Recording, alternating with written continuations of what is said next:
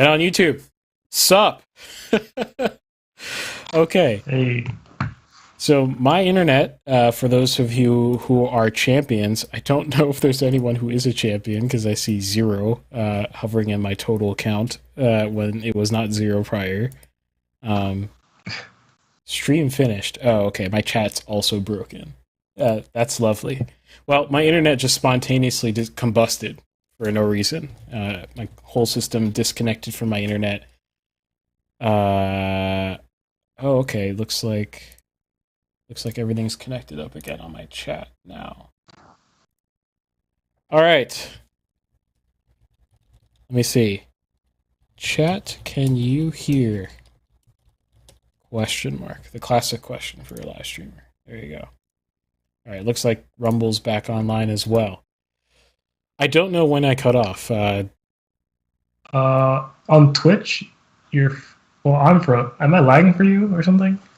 Yeah, you're like pixelated. I don't know if maybe I'm having bandwidth issues. Like I don't know what's going on here. I don't have anything open that isn't normally open.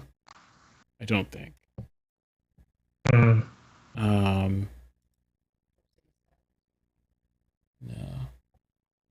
Bear with us, people.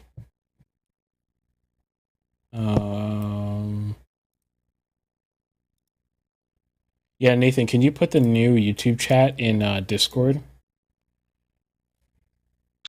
And you what? Oh, you mean the YouTube link? Link. Yeah, that's what I meant to say. Yeah. Okay. Yeah. All right.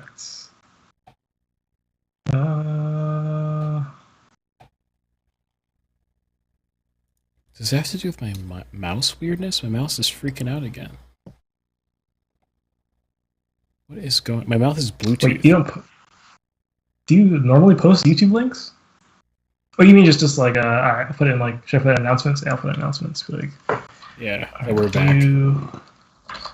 YouTube link. Hardwire my mouse. Maybe it'll fix some weirdness.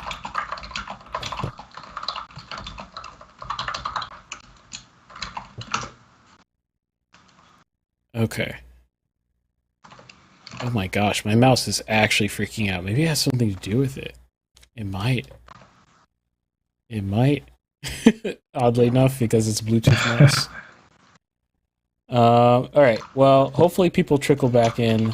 And hopefully I can actually live edit without issue. And hopefully Nathan doesn't stay frozen. Boy. This is great. Give me a second again. Hardwiring the mouse did nothing.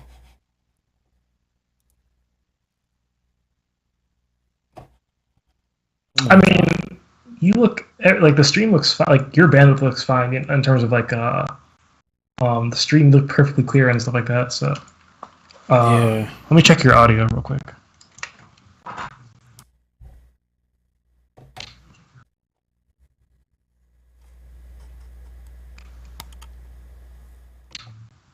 Yeah, okay. I think we're good in terms of audio.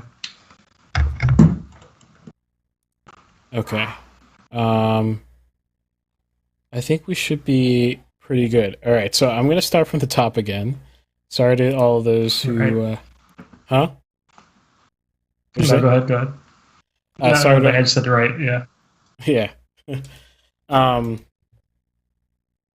Just make sure. Okay, yeah, we're good. Okay. So, we back. We probably lost everyone, which is... which sucks, but hey, that is the life we're living right now. Yeah, so what was I saying? I was saying that we were a minute late. Now we are a full 15 minutes late, which is lovely. But normally, Mixed Media is at 9:30 p.m. every Monday night, Eastern. And what we do is we talk about art in any capacity. So we have our particular specialties, particular things that we love. I'm a filmmaker. Nathan's a game dev. And Ben, who is not here right now, is a music guy. So we like to talk about those things, the intersection between those things. Talk about anything from, I don't know, random hot takes from Reddit to business to reviewing things to news, pretty much everything and anything. And so, yeah, if you enjoy any of the content that we put out, just slap the like button and share any particular episode with someone who might enjoy it at all. I was also explaining that if you're listening to this podcast only, which is the most common way for you to be listening to this podcast, please check out the stream. We're on YouTube. Just search our name, Mixed Media Podcast, will come up. On YouTube, we're also on Twitch if you prefer, and we're also on Rumble. So if you go to Rumble, it's you can search Mixed Media Podcast on there, and all of our stuff will come up there as well. And if you're curious, I think Rumble live streaming supports their car-only mode. I'd have to verify that, but I'm not entirely sure. So if you're like, I want to hear audio only on live stream and still be able to chat, I think Rumble would be the way to go. Either that or on our Discord, which has slightly worse audio quality, I presume, on the audio live streaming, but you can catch the audio live streaming on there as well. So that's my little spiel. Yeah. So without further ado, I guess we'll introduce ourselves. So my name is Irving Nestor. I'm a filmmaker and media entrepreneur. I own a company called Ariella. You can check it out at ariella.co. Nathan Nestor. I'm a game developer and 3D modeler.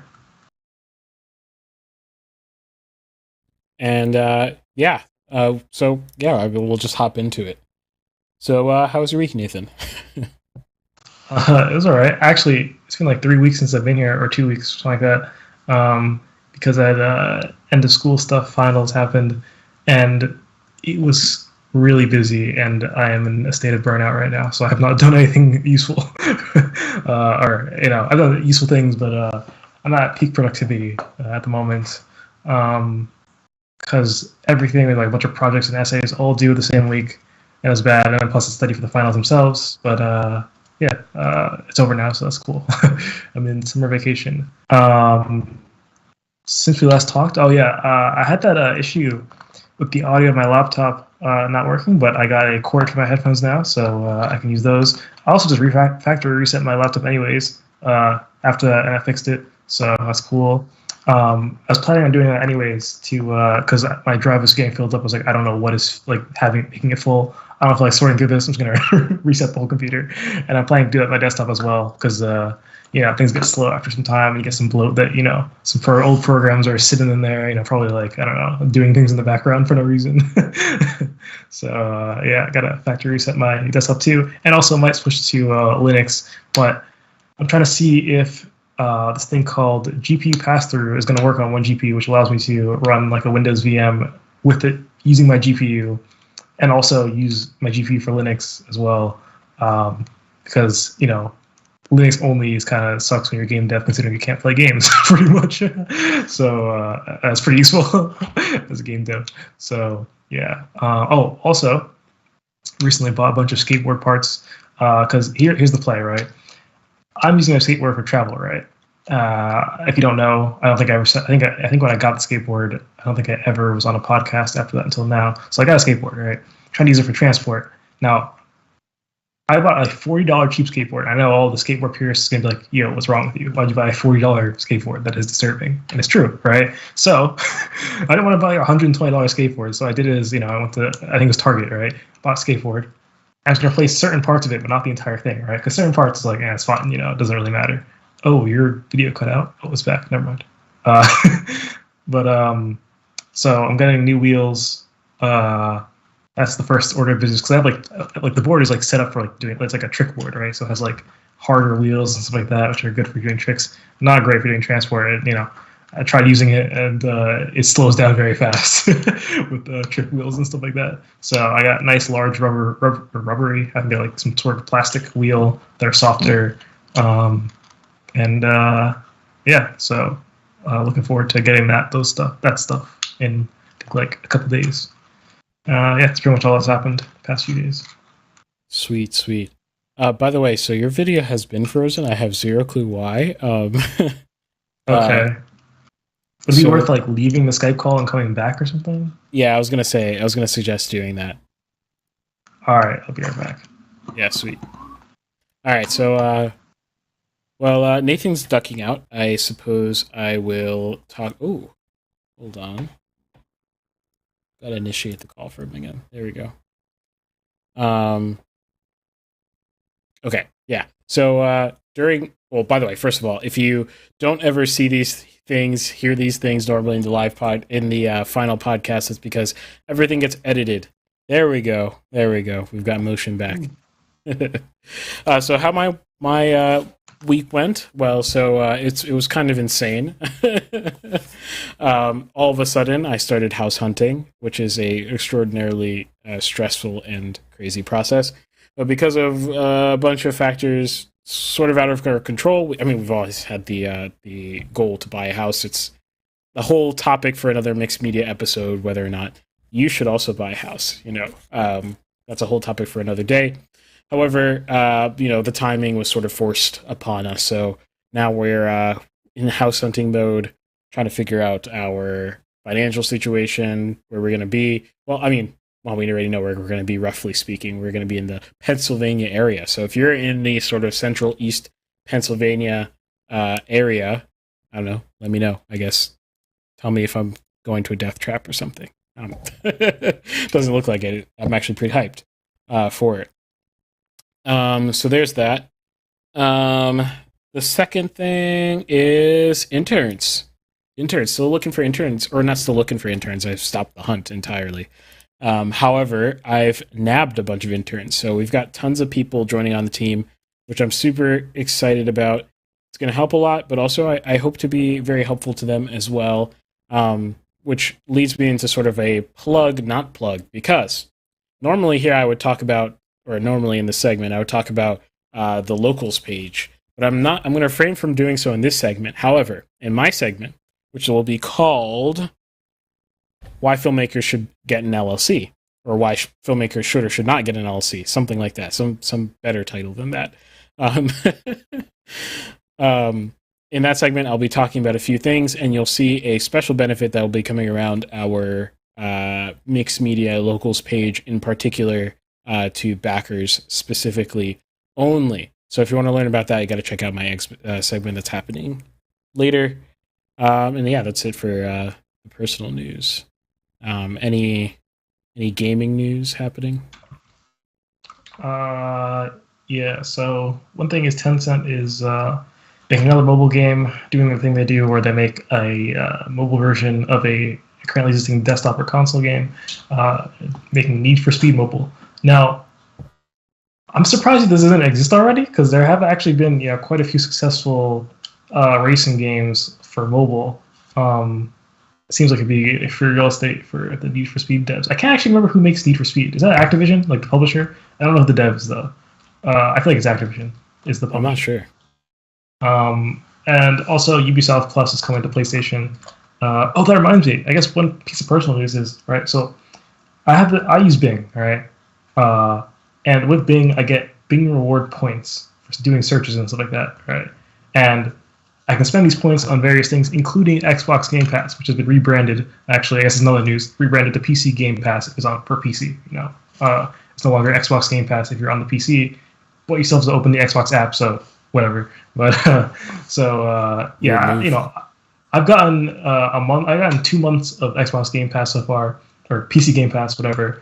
By buying, separate occasions by buying with these points, right? And that's what I do, right? It actually works out really nicely where if I use Bing from the start of school to like start of fall semester to the end of fall semester, I'll have 1 month I can use during winter break, right? And points, right? And then but I'll actually get a little bit over that. So then what in theory what happens is, right, by the time we get to summer, I have enough for 3 months, right? And that covers most of the summer. And you just do it over and over again, right? And it works out nicely. Now the issue is, apparently I accidentally switched what Microsoft account I was logged into at some point on Bing.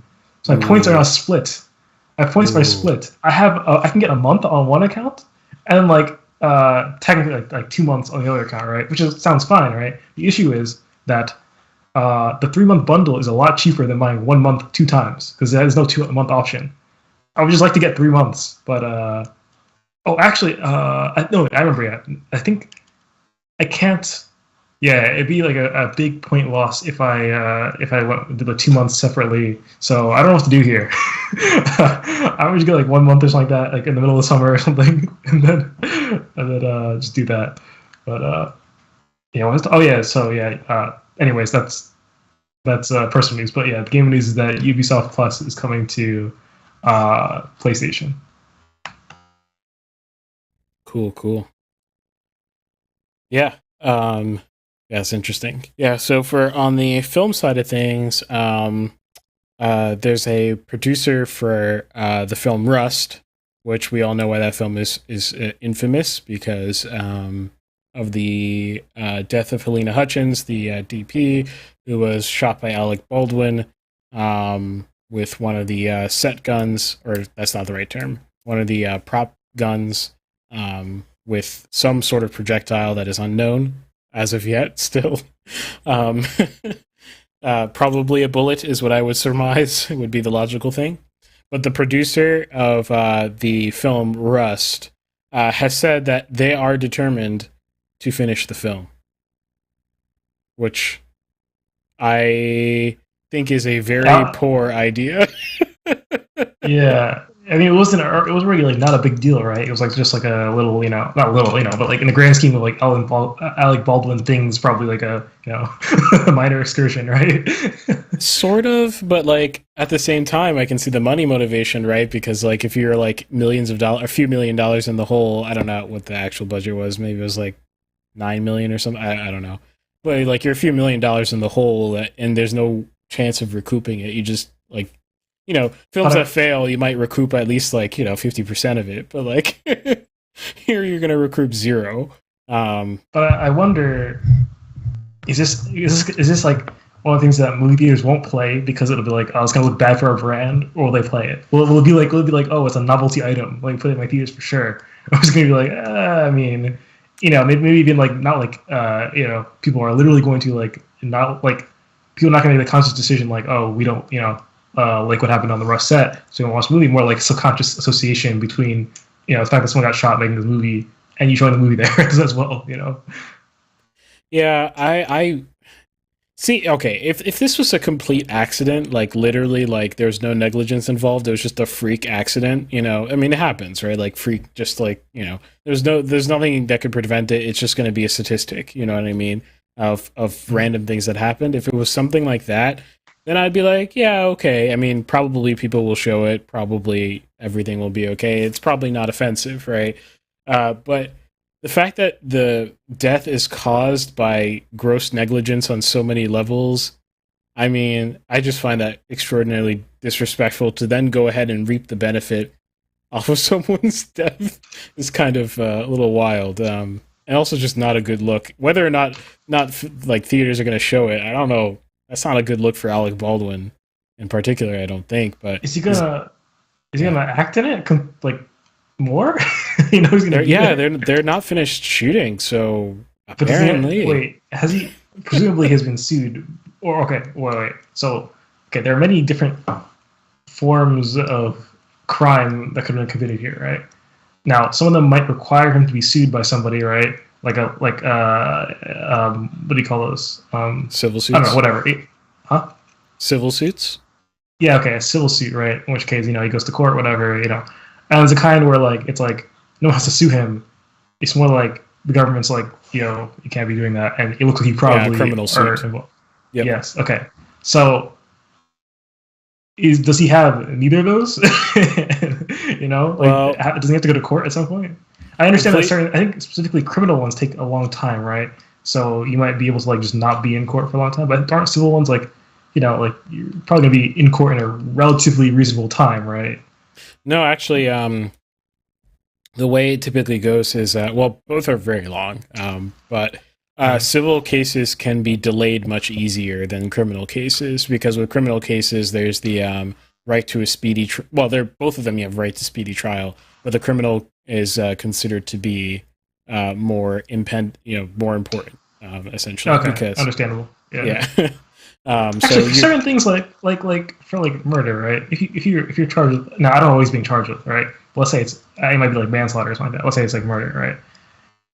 don't you usually get put in jail for a while? Like you don't like while the trial's happening, you can't just go anywhere, right?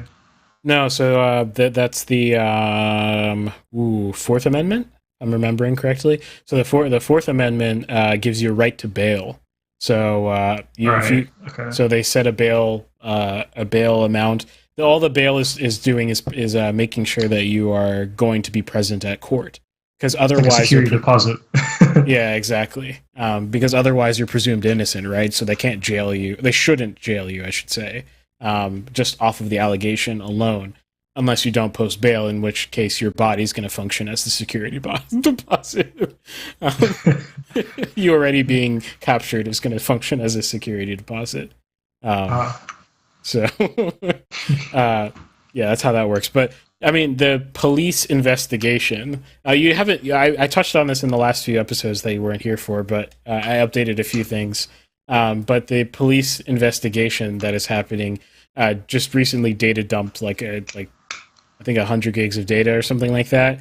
They're not gonna prosecute him. I feel. really? That's my prediction. That's my formal prediction. He'll never get prosecuted. Why is that? Just because like dumping the data is such a hand washing sort of move, like we're all we don't have any responsibility anymore for like actually chasing down the truth, because look, we're being super transparent, and here it is, no conclusions and everything. I mean, it's not very clear anyway whether or not he's criminally responsible. To me, I do think it.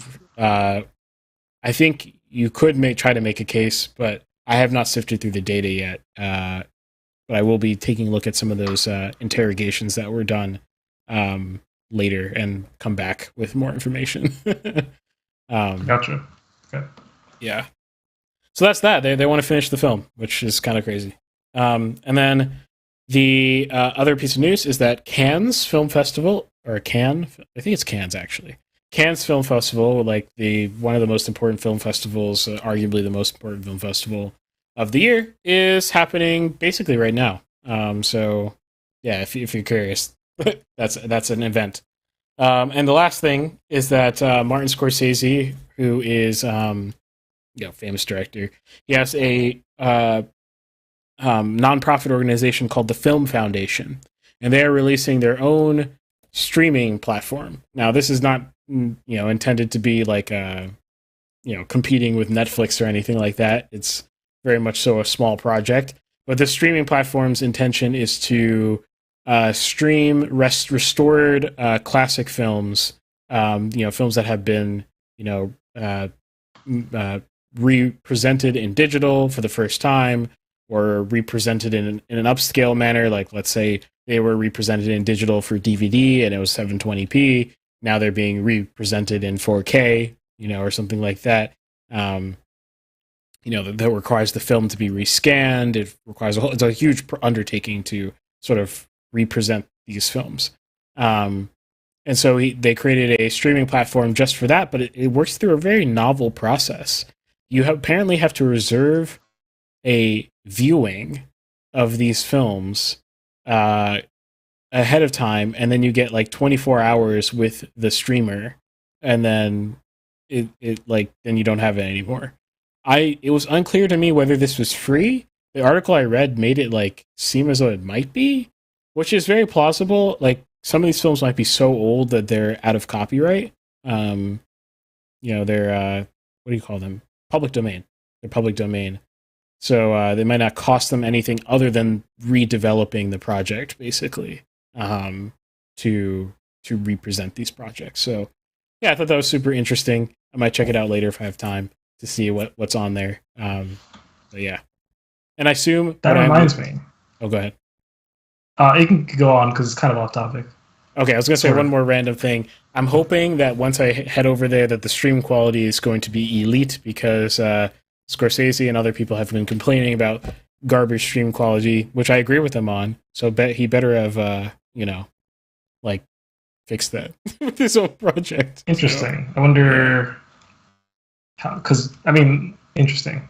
Is the stream quality problem, like on Netflix's side and stuff like that, is this a do they reduce quality in order to save on people's bandwidth or save on data storage size or both? Like, is it, or really, okay, obviously you're saving on storage size. Okay. But I mean, is their claim partly have to do with like bandwidth? Like people can't actually stream anything higher quality, or like, you know, a large proportion of people can't do that? Or is it just purely just for the size? Well, it depends on the platform, what the excuse is, and whether the excuse is valid or not. Like Netflix, it's an invalid excuse. They've got auto scaling already implemented. Like things will auto just change quality depending on what your bandwidth can hold. And in fact, they don't even give you control over that function. Like you can't switch the quality on Netflix. So if they're going to be so hardcore, that's nasty. Yeah, it's like YouTube on always auto essentially. yeah, pretty much. It's a little smoother looking. It doesn't jump like it does on YouTube. Like it just smoothly transitions to the better quality if it's available or whatever. But yeah. I mean, I'd much rather like on YouTube. I just manually click 1080p because like I'd rather just buffer. You know, just like if internet's like dying, like all right, I'll give you a second. You know, I'll check back later. Yeah, Netflix doesn't give you that option. So, but the thing is, though, if that's going to be the hardcore line that they take, that, you know, we dictate the bandwidth that we give you, that we devote to you, then why not give the option for greater quality streams, and then whoever can accept them will automatically accept them? You know, no one's going to be trying to buffer. Like, you're not even allowing people to buffer, you know, for a long time and like take resources away from you or whatever who can't use it, because you're literally dictating who can use it. So that's my opinion, at least. I don't know. Yeah.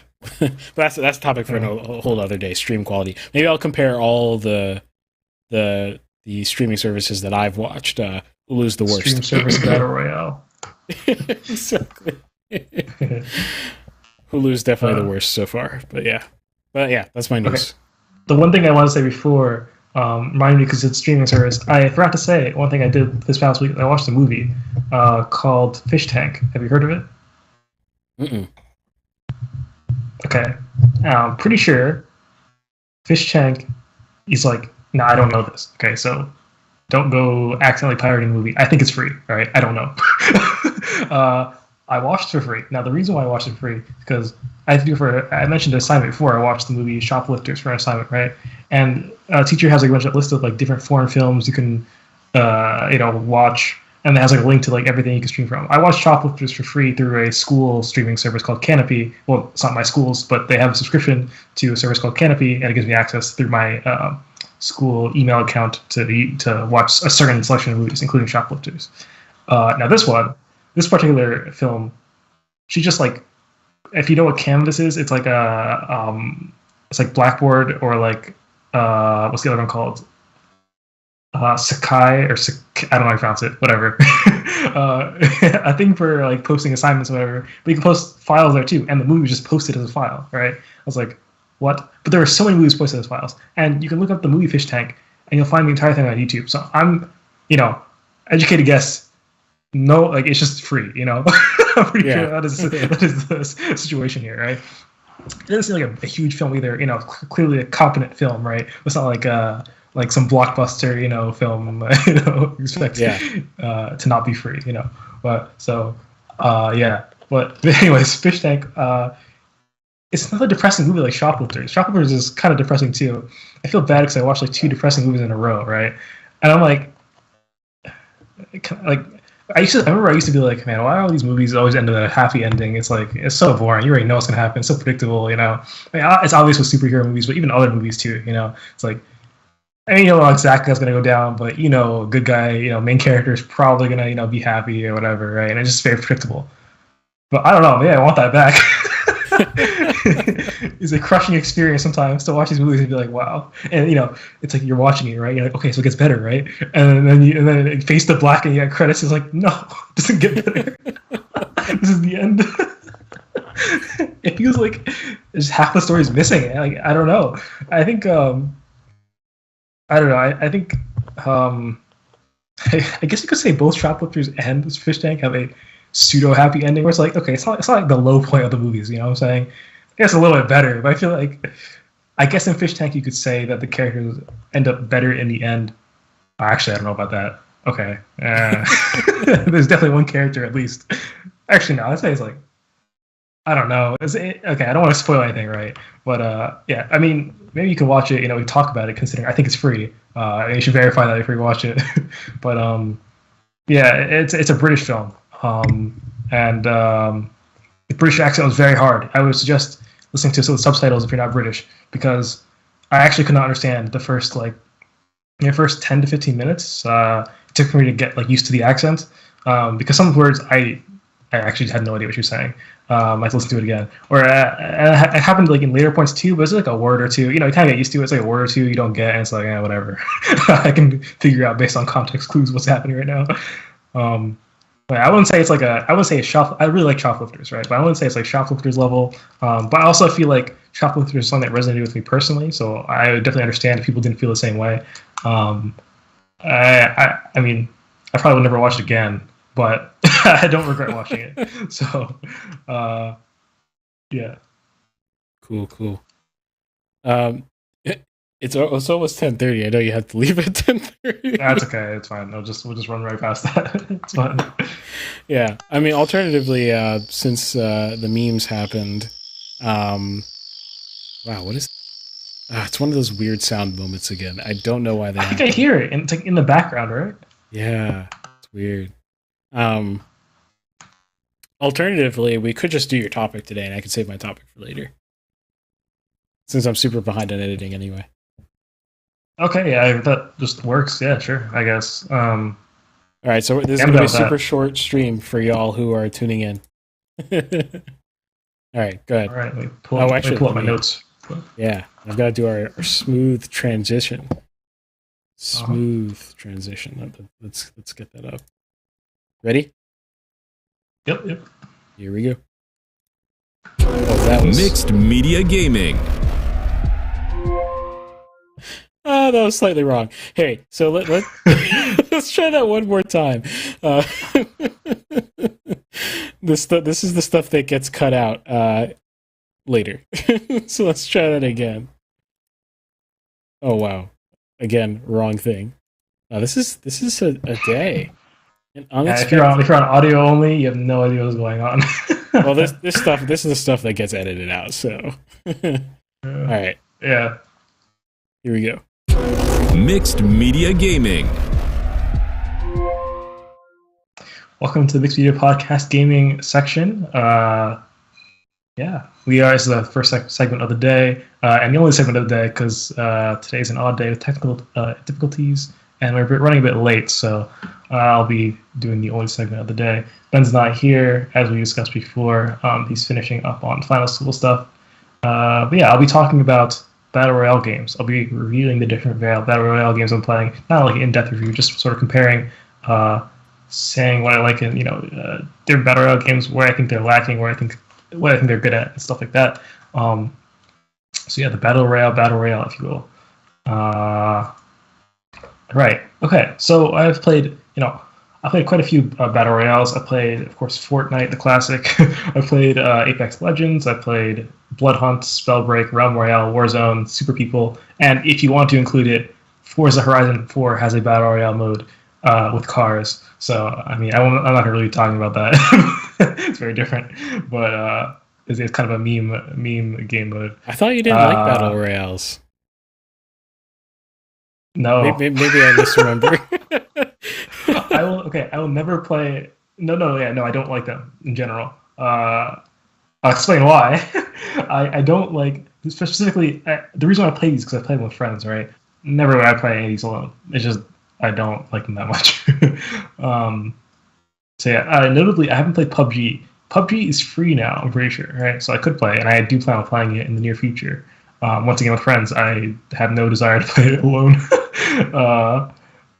I don't think it'd be a good enough experience. But yeah, all right, let's get into it. So certain things about Battle Royales that I feel like are sort of like flavor, and like I don't really have like a what do you call it? A feeling for or against. There's definitely a better way to say that. There's words. I can't remember what words I'm trying to say. But I definitely have some feelings, likes and dislikes. Wow, some likes and dislikes that are just like it doesn't really matter really in terms of like things like how much damage the zone, like the outer zone, does to you when you're out of it. Some games have it like super fast, some of them have super slow. Like, pretty sure, what's the game that's really forgiving on that? Is it Super People? I think Super People's kind of forgiving on that, if I recall correctly. Certain games are a lot more punishing. And that kind of stuff, I actually don't have much of a preference towards. I haven't, like, one of the things that I kind of think about, like, which one's better? I'm like, I don't really know. I think it really depends on the game and the sort of style of it. And it's just a different kind of style, I think. I think that's what it is, right? It's not necessarily one's better than the other. And then there's also things like ammo rarity, which, Apex Legends, scarce ammo. Spellbreak, there is no need for ammo. It's the infinite, so it's like, these kinds of things I think are more preference. And I don't. I think it just has to match the game. I think all these games sort of match the style they're going for just fine, right? So I don't really have a problem with that. But here's one of the biggest gripes with battle royales: it's actually getting into the games and just playing it, right? Because, okay, now I'm ignoring all the garbage of like Warzone's 100 gigabytes. I'm not like talking about that. That's ridiculous on its own. But things like once you play, right? Okay, the match time, the queuing time can be long, right? You get into the game. Okay, you die, right? Okay, great, okay. Then when you want to come back, half of these games have you going back into the main menu just to go back into a game that takes long to you load into the main menu, right? You take time to load into the main menu, right? And you take time to load back into the game. Now, this, for the most part, most games, not a really big issue. It's kind of odd, in my opinion, for a lot of games, but it doesn't really matter, right? Because I think like in like Rocket League or Battlefield, games last, or for Rocket League, the games are short, but like, loading times are like negligible, whatever. Queue times are fast. It's fine, right? You can also ready up without going to the main menu. It's perfect, right? So there's no you don't actually have to load an extra loading stuff for no reason. And you had 5 minutes of action, of actual gameplay, right? Battle royales, you can be running around for like 10 minutes and then you just die randomly, and then it's like, all right, now I gotta load it. I gotta restart. I think the largest issue with battle royales is the downtime. The amount of time you're doing nothing, whether it be staring at a loading screen, waiting for the queue times, or just walking to somewhere. I think that is the biggest issue. Now, these things can be fixed. That's the part that bothers me. So Fortnite has a good sort of system in terms of loading. You can just, it's like Rocket League, you can just press ready from like inside the game. Once you die, you're not loaded back into the main menu like half these other games, right? Like Blood Hunt, you're forced into the main menu. You have to spam spacebar after you receive your 1,000 rewards or whatever of the game that have long animations that you can't skip, relatively long for how many they are. Then you queue back up and you do it again, right? Fortnite, you can just click the I'm ready button from the death screen and you just back in, not like super fast, but I'd say they do the best they can. Now, I can say downtime. I think this is like a problem to solve, right? It's like battle royales have a very open-ended gameplay, right? So no one's controlling where you go necessarily. Obviously you can't go anywhere because of the zone, right? And that the zone really is the only control that the game has over what you're doing at the moment, right? So,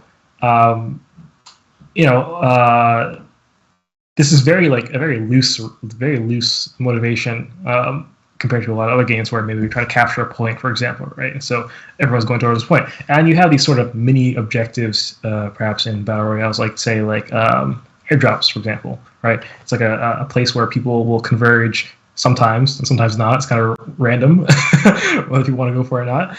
So people sort of converge, and it becomes almost like a point capture kind of thing. Except tends to be executed. It tends to like play out in a lot worse of a way. You can have situations where coast looks clear. You go to grab the supply drop, you get sniped, and it's like, all right, it's just not very satisfying. It's not like it didn't feel like a proper exchange, right? Stuff like that. And it's kind of this open-ended gameplay can also end in like really boring meta play styles, like hiding a lot and doing that kind of things, because there's nothing really that should, really, I guess the meta should be to avoid players at all costs for the most part. There are certain games like Blood Hunt, which I think do a good job at sort of enforcing this idea that you should actually go out and attack players, right? A lot of games like Fortnite, right? It's like you get the loot in these buildings, then you're fairly looted up, you can just kind of go to the center and just kind of chill, right? If you wanted to. Now, most people don't find this fun, right? But some people, oddly enough, do. And this is where the issue arises, is that there are people who would just skip like half the game, right? It's like you'd probably have more fun if you weren't thinking about winning and thinking more about like, doing the thing that is enjoyable, which is probably not sitting in a bush for like, 10 minutes. So, I mean, you can say like, oh, well, it's their choice, whatever. I guess.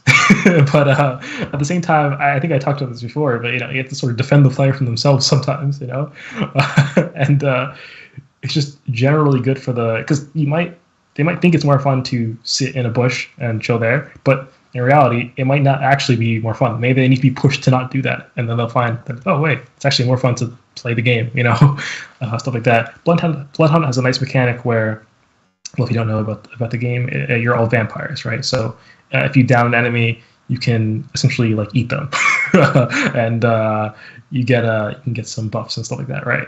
So and I think you regen health and stuff like that. So there's that, right? That's one reason why you want to go and actively hunt people. The map is also a lot smaller, which I think just leads to naturally more gunfights and stuff like that.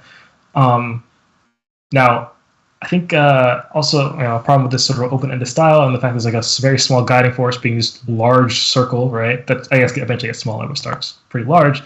Is that you can be placed at really bad disadvantages without doing anything wrong. And what I mean by that is, when you drop into these battle royale games and you're just playing, because there's nothing, you have no intel essentially. Like super people and Bloodhunt give you some sort of intel of like, okay, when you drop, you can kind of see where people are around you on the map where you select where you're going to go. And there's a similar, sort of similar thing in like Fortnite. The analogous is that, when you're dropping physically, and Warzone, when you're physically dropping out of the plane or bus, whichever game you're playing, you can just look around and see people dropping around you, right? So you always have that starting intel in these battle royale games, just displayed differently of where other teams are, right? Okay, that is the only intel you have, so you can choose to engage or choose to not engage them, right? Which at the start, pretty much always choose not to engage, because the RNG can really screw you over in what you get, right? Because when you drop, you're looking for weapons and equipment, and you can just get bad luck and get nothing really good, and you never know what the other team has, all right? And as I said before, there's often not a big incentive to actually go out and attack other players like that when you can just hopefully someone else deals with them, sort of thing.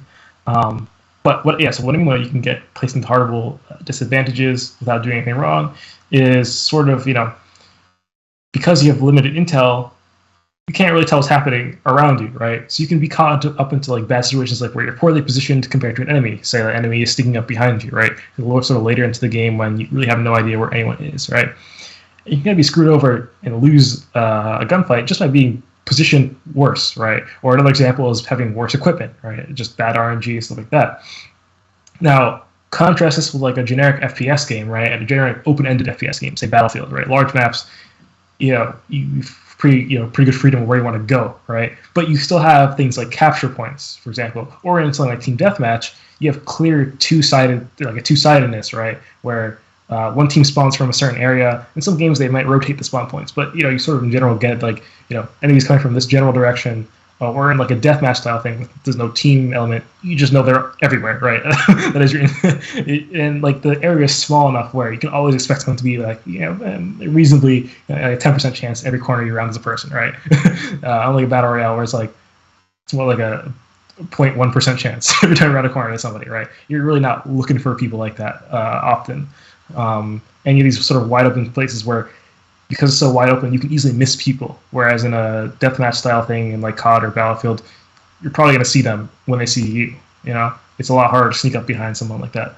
So in those kind of games, even if you can get like disadvantaged spawns, for example, where maybe someone does come up behind, it's okay because respawn times are fast. In a battle royale, you can get revived. This is true, and some games like Warzone or Apex Legends have some way of being sort of revived after being like, quote unquote killed permanently, right?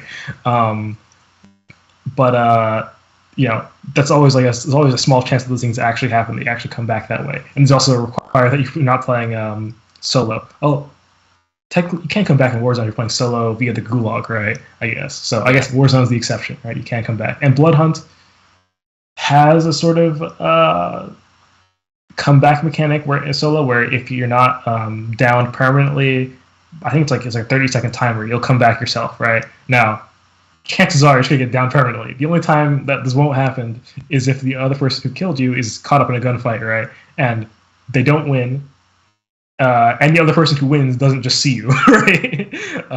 So chances are pretty small that this will happen.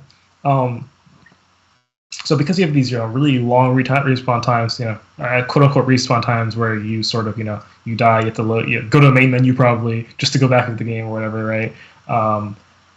That sort of it feels very like not good, having sort of not doing anything wrong, being poorly positioned, or having poor equipment just because of bad RNG. You didn't have the intel to just know where people are, right?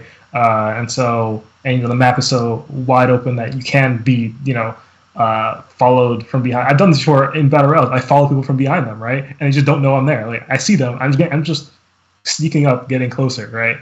From afar, because it's just these battle royales, like open world, like you can't possibly see me in the grass like 1,000 meters away, but I can see you because I saw you once and now my eyes are locked onto you. I'm never gonna lose you, while I was following you. But if you never saw the person to begin with, it's a lot harder to scan. And perhaps while I was following that person, I missed someone next to me, right? Like not next to me, but someone within my field of vision who I theoretically could have seen as a couple pixels in the distance, and that person probably didn't see me either, right? But this person in front of me just got unlucky and I saw him, and now I'm just locked onto him, right? And now I can just pretty much just run at him and be relatively assured that he probably won't see me. Obviously being slightly discreet about it, not literally running after the person, but taking cover behind rocks and whatnot. So yeah, stuff like that. So I think the I would like to see in more battle royale games is if you're gonna have that sort of thing where like you can die without it really being your fault in any significant way, like a lower downtime.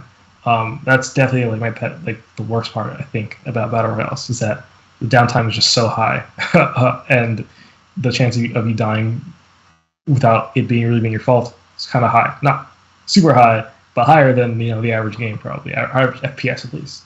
Also, one thing a lot of these battle royales have a problem with is like performance issues, which kind of surprised me.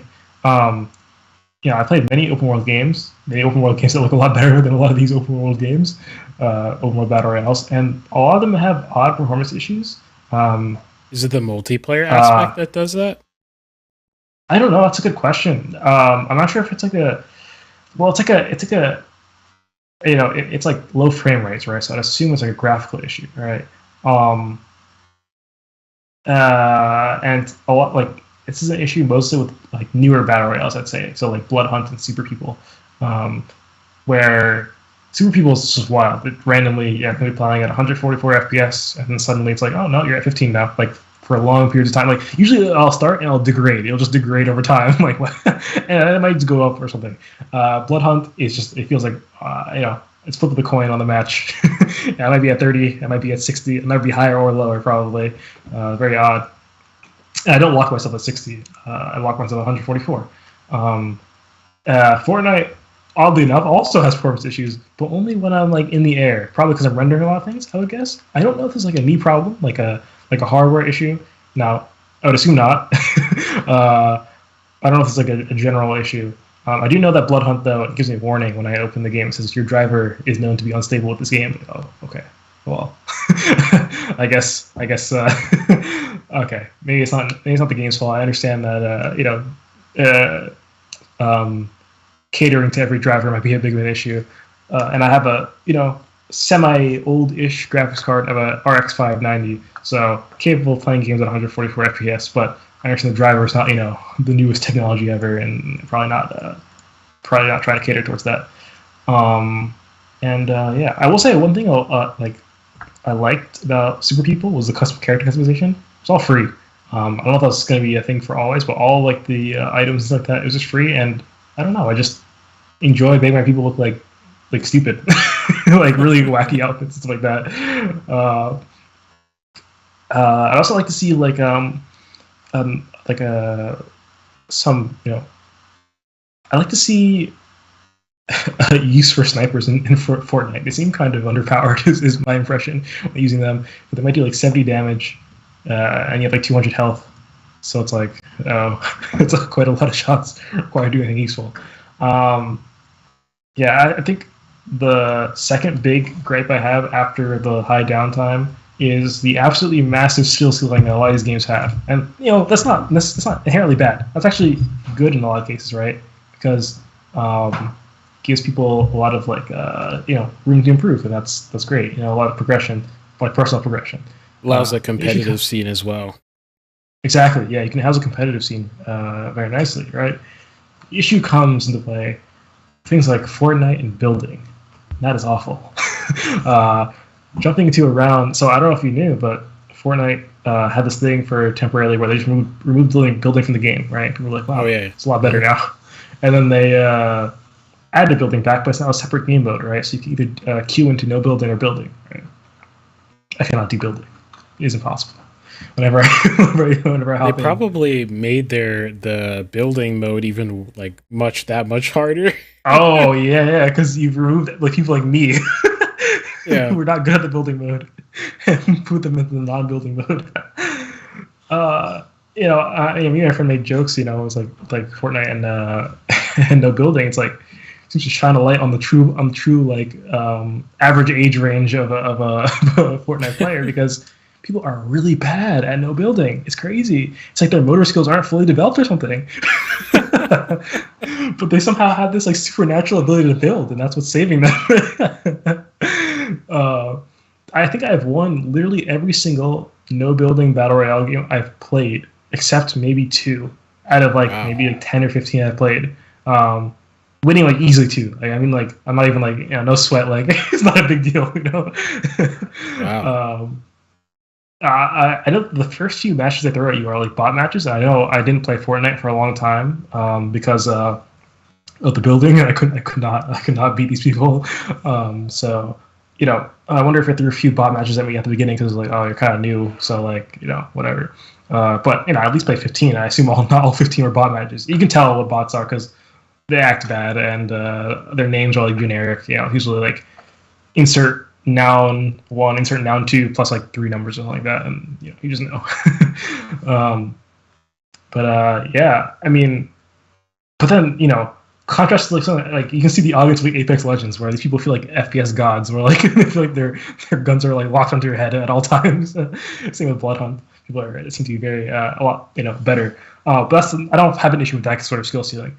A lot of these games have high skill ceiling, Apex Legends. I guess you can say movement is a big part of the game, and people who master movement are good at the game. And I don't think this is as bad as a skill ceiling, as high as a skill ceiling as Fortnite. Oh, I could be wrong. So Fortnite really feels punishing when you're not good at building. And there's something else I want to bring up. Oh yeah, if there was skill-based matchmaking, which I don't think there is in Fortnite, that would work too, eliminating the issue. Spellbreak also has this issue. I think Spellbreak is the coolest battle royale I've seen so far.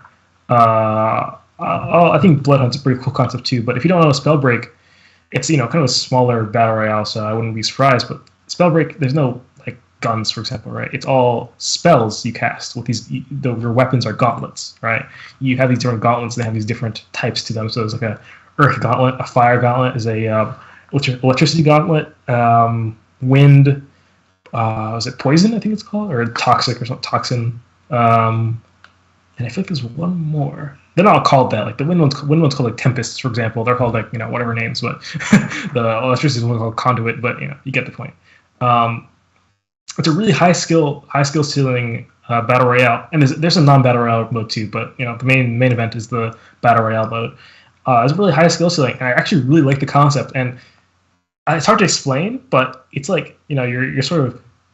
It's a lot about the synergy between gauntlets, being able to use that effectively. So, for example, the poison gauntlet can I think one of the abilities of the poison gauntlet is you can create a toxic cloud, right? And then you can light that cloud on fire with the fire gauntlet, for example. Or you can for example, create a tornado with the wind gauntlet and turn it into a thunderstorm with the electricity gauntlet, right? That shocks people and whatever. That's kind of cool, right? And the thing is, the wind gauntlet is the tornado is like it can be used for flinging things around, right? But once you turn into a storm, it becomes like more of a damaging thing. That's kind of a cool thing, right? The problem is being able to do this on the fly while you're playing the game and like think about like, oh, okay, what is, okay, not only do I have all these so the game doesn't have like a wide range of moves, right? So you can have 2 gauntlets at once. One gauntlet, each gauntlet has I believe it's just there's a primary fire, and then you have an ability. I think that's all there is. Right, yeah, I think it's a primary fire and an ability, right? Now, okay, then that's, seems like relatively like whatever. Okay, it's only 2 abilities. I think it's actually 3. I don't know why. It's 2 or 3. It's been a while since I played Spellbreak. Okay, so it's 2 or 3, right? Okay, now you have to be able to, all the synergies, right? You add some more like moves onto them essentially, right? Okay, then you have to factor in the fact that your opponents are going to be doing things, and you can use their own things against them. Like, for example, if they put a poison cloud, you can light it on fire, for example, right? Stuff like that. Or like, for example, there's an ice gauntlet too, for example, and you can create these sort of ice trails that you can sort of skate down. But if you have the fire gauntlet, you can turn the ice into water, which prevents you from skating down it, right? Okay, you think about the ability to be able to do that, right? Now, if you're a low player, you just don't think about that. You don't think about the fact that you can stop someone from skating away on ice. That is way too advanced. At least the more simple things, like making like a thunderstorm, for example. That kind of things you have to think about. And you think about on the fly, and the fact that the things you make can be used against yourself and stuff like that. And it's pain. It's pain to think about it. I think is people are really good at it, right? And versus people, and they're just throwing everything at you, and it feels like you can't do anything against these people. It's very hard, but it's one of the things where if I was good at it, I think I'd have a lot of fun with it. But the issue is I can't get good at it because I just get stomped on. Playing on in any sort of game, it just has such a high skill ceiling. I feel like games like Super People and Warzone, I think, have a lower skill ceiling because at least the thing is with these kinds of games that are more generic FPS type battle royales is that you can just play other FPSs and the skill will transfer over. There's no game where your skill will transfer over to Fortnite building, right? There's no game where your skill will transfer over to Spellbreak, like synergy stuff, right? I mean, yeah, there's things like reaction time, for example, right? And the ability to think fast, right? I guess that's something that that's a skill you can get other places, right? That's not going to be as effective because you're applying the think fast skill to something that's entirely new to you. But at least, with gunplay, it's, pretty similar across the board, Yeah, I think that's mostly what I have to say. I just wish, I wish there was like a low skill ceiling mode like Fortnite has with the node building. Some way for me to be able to progress with my skills, not to get destroyed. And I wish that the downtime wasn't really long. So these together are really bad because it means you spawn in, you die, and you have to wait a long time over and over again pretty much, for me at least. But although, this is definitely heavily opinionated, I can get how you can really be into battle royales if you're actually good at the game, I'd say my favorite battle royale in concept, and just like, wow, it's cool, is Spellbreak and Blood Hunt. If you're battle royale to actually play, I think Warzone stays undefeated as my favorites because actually play it, with decent competency, and the ability to come back is really nice. Not only can you be revived, you can fight the gulag. Not only can you fight the gulag, you can be, if you're playing with a teammate, you can be bot. Spending the in-game cash. It adds to like a little game within the game. Of like, now I gotta get my friend back. That's something I forgot to say. That reduces the open-endedness and it gives you like something to actually do. Not just because sometimes in battle royale games, and I'm geared up and it's like, all right, so I just walk towards the center now, I guess. Like, but I know I'm gonna get there before like anything happens there, anyways. It's like, just like I really have nothing to do here. It's like, yeah, I guess I'll keep searching these buildings for the ultra rare things, right? It's like technically I can get a better weapon, right? Is it likely? No, absolutely not. It's really looking through like 10 buildings and maybe finding it. That is like the busy work of the game while I'm waiting for the circle to get small enough where I'm forced to fight it, pretty much. But with Warzone and I think Blood Hunt sort of Blood Hunt being a smaller map in general just means that the games just happened faster anyways. It just feels like there's more a sense of progression, something to do all the time, pretty much. Oh, not all the time. Warzone, obviously if you're doing well, right, you're well off. I mean, this is nothing really to do, I guess. If you're all equipped, your whole squad's healthy, yeah, you're probably just fine. But for the most part, it's something to do. So yeah. Cool. Yeah, I think the only ones I've played are just Warzone and Fortnite.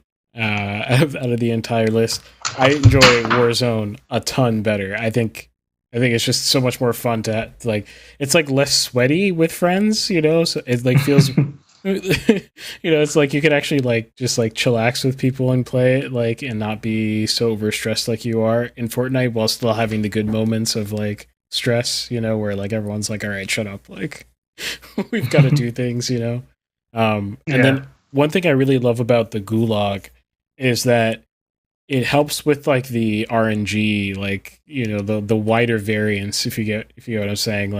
While the Gulag is still kind of high variance as well, because a lot of it is I don't know. I guess if you turn the wrong corner, it's such a tiny map, it's yeah. But at least it adds an extra one last skill factor sort of check, before it kicks you out of the game entirely, Yeah. If you get what I'm saying. It's like a little mini bracket that's created of the people who died, and then it's weeds out a little bit more of that randomness that's very frustrating sometimes. I don't know how RNG it is. I don't know, because I remember the first time I played with you and Chris the first time I played, right? And I think I was on a win streak on the Gulag. I just kept winning the Gulag. I just didn't lose. Yeah. I feel like it's a trend. I don't know why. I don't know, because I don't think I'm a god at Warzone, right? I'm just whatever, right? But I don't know, the Gulag I feel like I just win usually. So I'm not sure why that is, but yeah. Cool. Is that it? Your section? Yeah, that's it. I did say at the beginning, I think I mentioned Realm Royale. I forgot about that game. I think it was I played that a really long time ago. I don't really remember much about the game. I think it's also dead at this moment, but I could be wrong. Yeah, that's it. Cool. Well, this is our one segment show for the day. We'll be back next week. I'm not sure what our order will be, if I'll be reprising my topic on LLCs or not. Really depends on who's going to be around. But yeah, stay tuned. Definitely hit that subscribe button if you're on YouTube, follow button if you're on Twitch, and I think it's a subscribe button on Rumble. And while you're at it on Rumble, definitely check out our mixedmedia.locals.com page. So if you go to mixedmedia.locals.com, all these perks that you see on the screen right now are available to you. We've got 2 awesome backers, so shout out to 909 Crime and Rob Sharma for being on there and supporting us. Really helps us. I predict a large explosion this summer. This is a formal prediction at this point. You know how I'm sensitive to those formal predictions. Well, maybe I there's no number on the large explosion, so maybe that's sort of a cop out there. but I think you'll see a marked difference in the amount of people on the show as guests, even the overall stability of the show. The show will probably have a little bit more character, a little bit more snuff going on, and there'll be a lot of background marketing happening with the show as people use it to practice their marketing skills, which I think should be super good for us here on the show. And you'll be meeting a lot more interns along the way as well. Almost certainly every guest segment that I have from here on out will be 3 or 4 interns on the show just going at it and chopping it up. So they're really cool people. They're super interesting people. So I'm excited to showcase who I found to help out with, my enterprises, but then by proxy, the podcast. So there you go. So yeah, I guess with that, we'll see you next week. See ya. Oh, wrong button. Here we go. Look, tell a man no trouble. I don't want beef, man. I just want vibes. Big man like me, no need for the telephone hype. I got too much getting online. One rule, then I'm on site. Wrong move, I bet they gon' ride. No need for the telephone hide, nah. No need for the snoozing. Big whip outside, I'm cruising. Big stick inside, no losing. Better watch out for the snake and Judas. Don't ask them who this is. I bet they know what I'm moving in. I bet I show it into a dim. How you hate and then lose again? How you hating my vibes? Why you wasting my time? Getting hype on my line. Tell a man I don't want feedback, I just want relax. Brand new whip, two-tone, I need that brand new hit. You know, like lean back, brand new bits I live in. We pack, man, you never gon' like us. Get them on sight now, let them on light. That way they know I'm more righteous. Look at my life, I'm living alright. I'm nice, you know I'm alright. Cause looking like Christ, no need for the hype or fight.